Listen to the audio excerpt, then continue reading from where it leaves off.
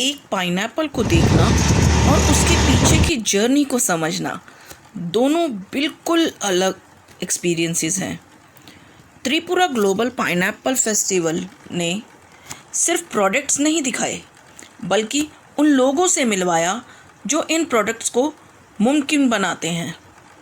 लगा था ये फेस्टिवल सिर्फ पाइनएप्पल्स और उनसे बने प्रोडक्ट्स के बारे में होगा, लेकिन जैसे जैसे फेस्टिवल एक्सप्लोर किया समझ आया कि ये सिर्फ एक फ्रूट का फेस्टिवल नहीं, ये फार्मर्स, एंटरप्रेन्योर्स, आर्टिसंस, इनोवेटर्स और एक पूरे इकोसिस्टम का सेलिब्रेशन था।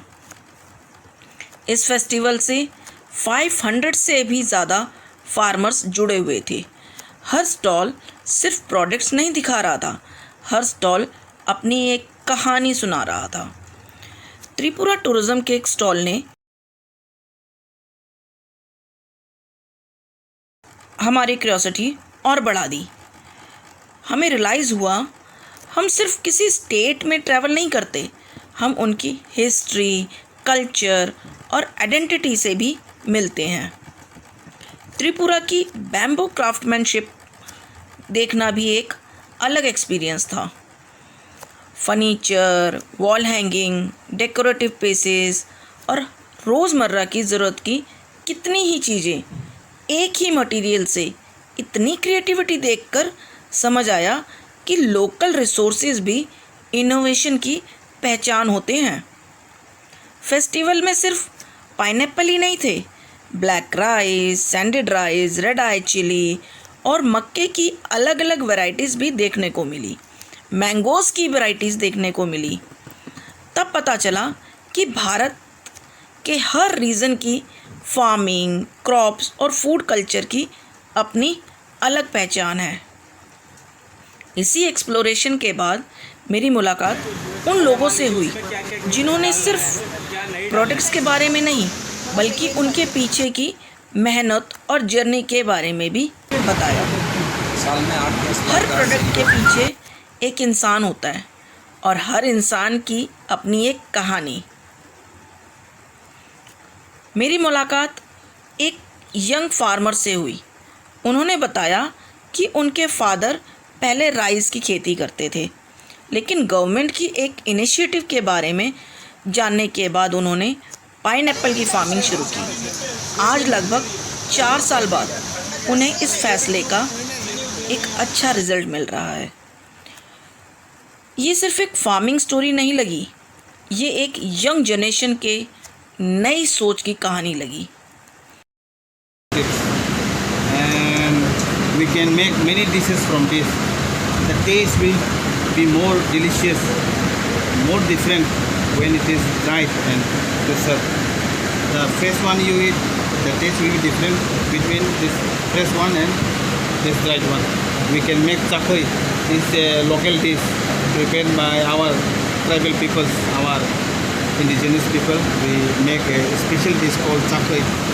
The color is also very delicious, actually used in every festival, in every occasions, in every means whenever guests visit our homes, we especially treat them with this type of traditional dishes. Okay. It is like a spice to you? No, this is not spice. Not spicy. This is purely different. I don't know how to explain. Okay. एक और farmer से बात हुई जो sanded rice और black rice उगाते हैं। उन्होंने बताया कि ब्लैक राइस की खेती सिर्फ बारिश के पानी पर डिपेंड करती है। मतलब अच्छी बारिश हुई तो अच्छी फसल, और अगर मौसम साथ ना दे तो पूरी मेहनत भी मुश्किल में पड़ सकती है। तब समझ आया कि फार्मिंग सिर्फ मेहनत नहीं, हर सीज़न के साथ एक नई उम्मीद, एक नया चैलेंज भी लाती है। आना चाहिए, इतना नहीं आता क्योंकि हिल बहुत हिल एरिया में होता है, उसके पानी से होता है। बारिश पानी आएगा उससे, अच्छा, और दूसरा कोई पानी से नहीं होता है, सिर्फ बारिश के पानी से। क्योंकि अभी बारिश का मौसम है हम लोग का इधर, अभी जो कर रहे हैं इस सीज़न में ही करना है। फेस्टिवल में कुछ एंटरप्रेन्योर से भी बात हुई।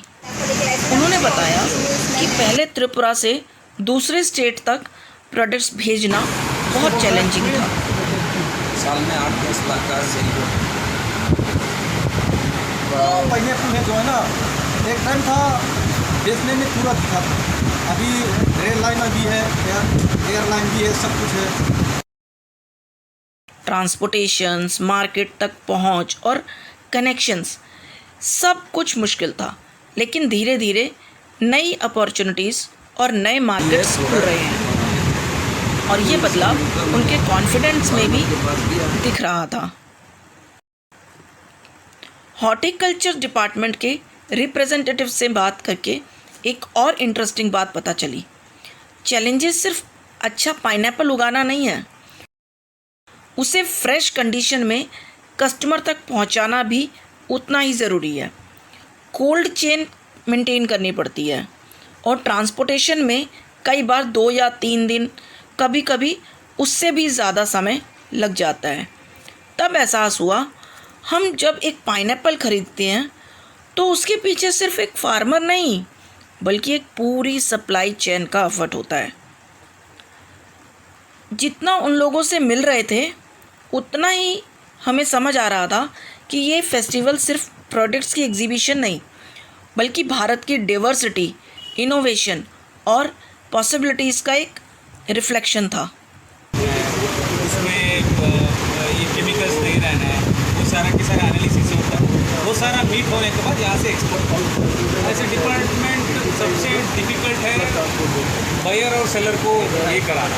अच्छा, बायर तो मिल जाता है, वहाँ इंपोर्टर मिलना मुश्किल हो जाता है, क्योंकि उन कंट्री का भी नीड्स होता है, उन कंट्री में भी अवेलेबल होता है, जो नहीं होता है और उससे थोड़ा कम वैल्यू में अच्छा खासा क्वालिटी वाला मिल रहा है, वो ये थोड़ा मुश्किल हो जाता है।